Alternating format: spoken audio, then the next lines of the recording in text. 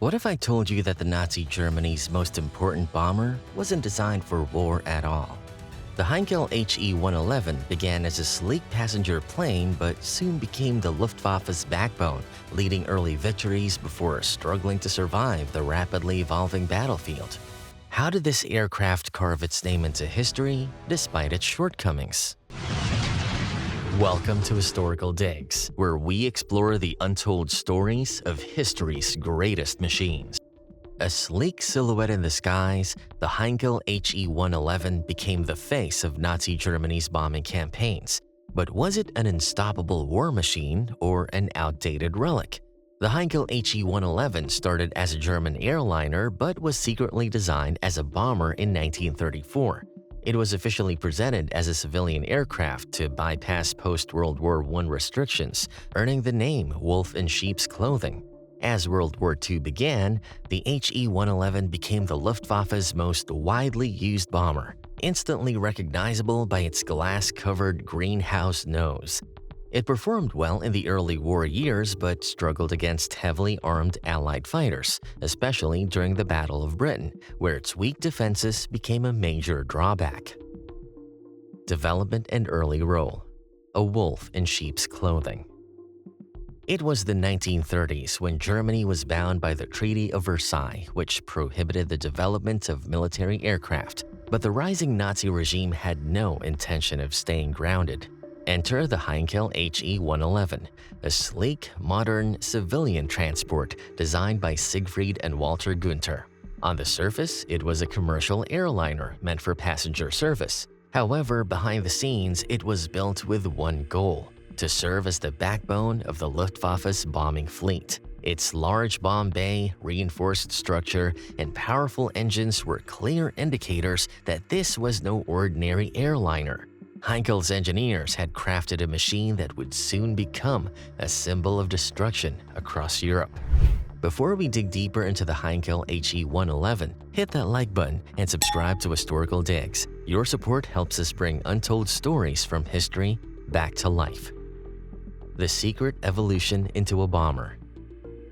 In 1933, Albert Kesselring, a key figure in Germany's developing air force, visited Heinkel's offices with a vision for modern military aircraft.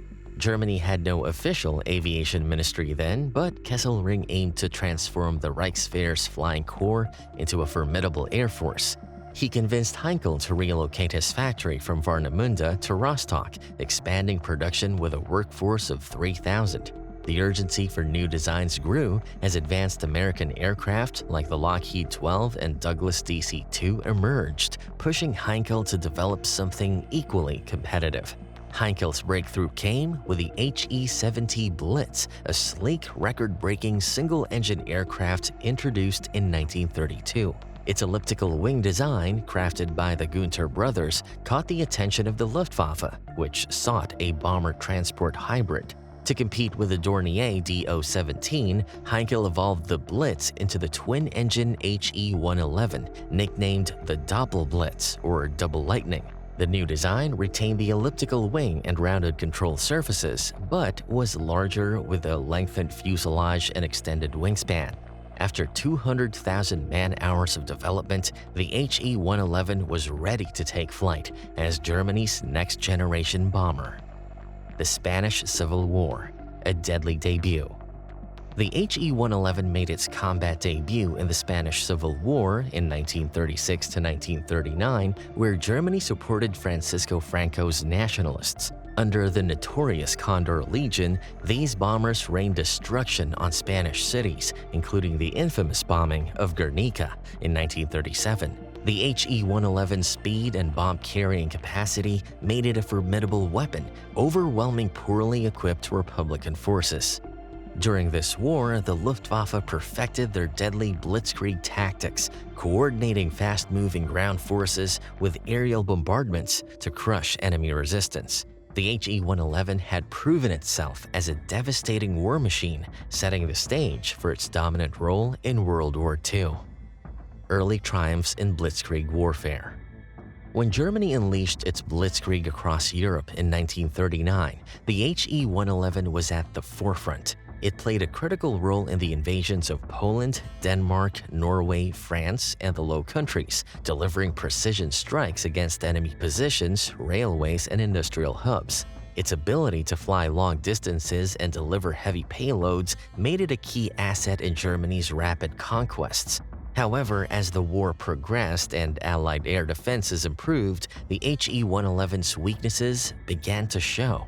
For now, though, it symbolized German air dominance, unstoppable, relentless, and feared across Europe. Strengths and combat effectiveness. When the Heinkel HE-111 first took to the skies, it was a game-changer for the Luftwaffe. With its streamlined design and powerful engines, the HE-111 earned a reputation for speed and durability. Its top speed of around 370 miles per hour made it one of the fastest bombers of its time, enabling it to outrun many early Allied fighters. This speed and a solid structure that could withstand heavy damage allowed the HE-111 to survive some of the fiercest combat conditions in the war's opening years. The bomber's ability to stay in the air, even when riddled with bullets or damaged by enemy fire, made it a crucial asset in the early stages of Blitzkrieg, enabling the Luftwaffe to strike swiftly and decisively. One of the HE-111's most notable strengths was its remarkable versatility. Initially designed as a medium bomber, the aircraft quickly proved it could do much more. As the war unfolded, the HE-111 took on various roles, from bombing key military installations to performing torpedo runs against naval targets. Its adaptability allowed the Luftwaffe to use it for night bombing raids and precision strikes on infrastructure. In addition to combat roles, the HE-111 also served as a transport aircraft, ferrying supplies and troops during critical operations like the invasion of France and the Battle of Britain. Its ability to switch roles made it indispensable to the German military. In the summer of 1940, the Luftwaffe launched one of the most notorious campaigns of World War II, the Blitz. The HE-111 was at the heart of this offensive, tasked with bombing key British cities, military sites, and industrial hubs.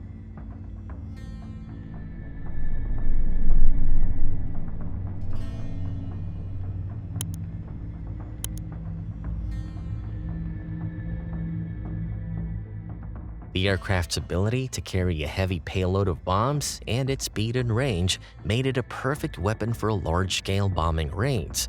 Flying in tight formations, HE-111s struck terror into the civilian population of London and other major cities, targeting everything from factories to power plants. The raids not only caused immense damage, but also aimed to break the morale of the British people. Despite the relentless efforts, however, the HE-111 faced increasingly fierce resistance as the RAF fought back with everything it had. In the early years of the war, the HE-111 significantly impacted Allied defenses, especially before they could mount an effective counteroffensive. During the Battle of France, Heinkel bombers were crucial in disrupting the retreating Allied forces, bombing supply lines, and taking out key positions. They delivered precise strikes on French defenses, crippling key forts and airfields. The speed and surprise of these raids caught many Allied forces off guard. The HE-111's effectiveness was also demonstrated in the Battle of Norway, where it targeted British and Norwegian positions with devastating accuracy. The bomber's ability to operate without much resistance allowed the Luftwaffe to secure numerous victories and establish dominance in the skies. However, Allied air defenses grew stronger as the war progressed, challenging the HE-111's superiority. Weaknesses and decline. As the war progressed, the Heinkel HE-111's early advantages faded. Initially, its speed and durability allowed it to outrun many Allied fighters. Still, as the conflict escalated, the Allies quickly developed faster, more capable aircraft that could easily intercept and destroy the HE-111. British and American fighters such as the Spitfire and the P-51 Mustang were more maneuverable and faster than the aging HE-111. These new aircraft could swoop in and tear apart the bomber formations before they could reach their targets. The HE-111, once a symbol of German air superiority, struggled to keep up with the technological advances in enemy fighter aircraft. One of the significant weaknesses of the HE-111 was its inadequate defensive armament. In the early years of the war, its defensive weapons were enough to fend off enemy aircraft. Still, as Allied fighters gained better armaments and improved tactics, the HE-111's defenses became increasingly insufficient. The bomber's reliance on a few machine guns for protection left it vulnerable to concentrated attacks from agile fighters. Furthermore, the HE-111 lacked the sufficient armor to protect its crew from hostile fire. This left the bomber and its crew exposed, and many HE-111s were shot down before they could complete their missions. The combination of poor defensive capabilities and minimal protection for the crew ultimately made the HE-111 an easy target in the later years of the war. Despite its growing vulnerabilities, the Luftwaffe continued to rely on the HE-111 for much of the war. Several factors played into this decision. Germany's bomber fleet was stretched thin, and while newer bombers like the Heinkel He-177 were developed, they were plagued with technical issues and couldn't replace the HE-111 in large numbers. The HE-111 had become deeply integrated into the Luftwaffe strategies, and its crews were highly trained and experienced.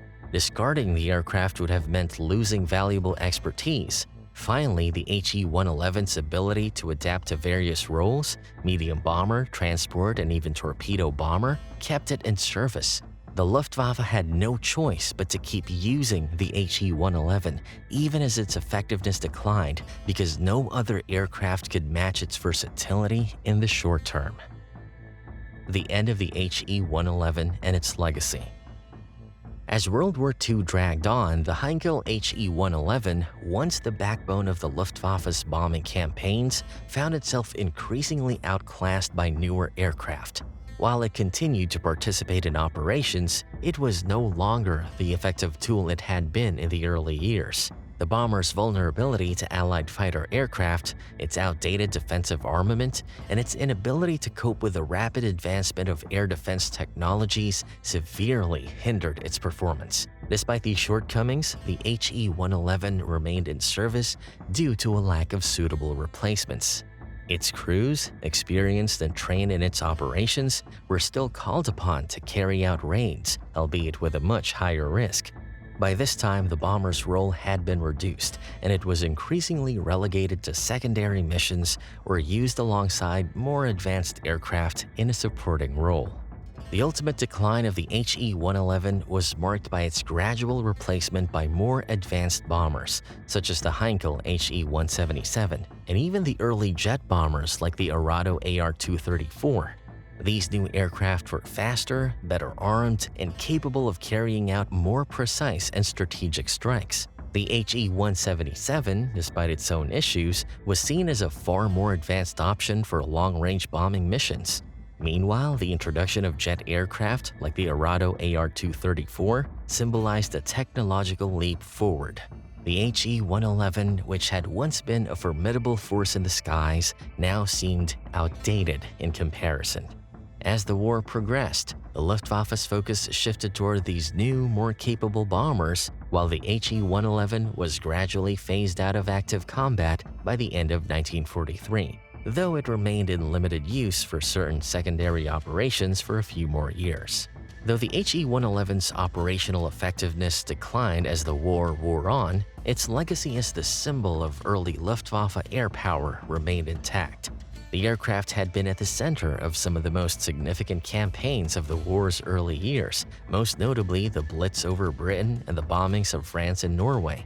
Its distinctive greenhouse nose became synonymous with German bombing raids, striking terror into Allied forces and civilians alike. The HE-111 embodied the speed, surprise, and tactical brilliance of Blitzkrieg in its prime. Even after it was largely replaced by newer models, the HE-111 remained a potent reminder of Germany's initial air superiority and the early successes of the Luftwaffe. Thank you for joining us in breaking down the story of the Heinkel He-111. If you enjoy this story, give it a thumbs up and subscribe for more fascinating tales of aviation history. And don't forget to check out these other videos for more untold stories. Thanks for watching, and we'll see you next time.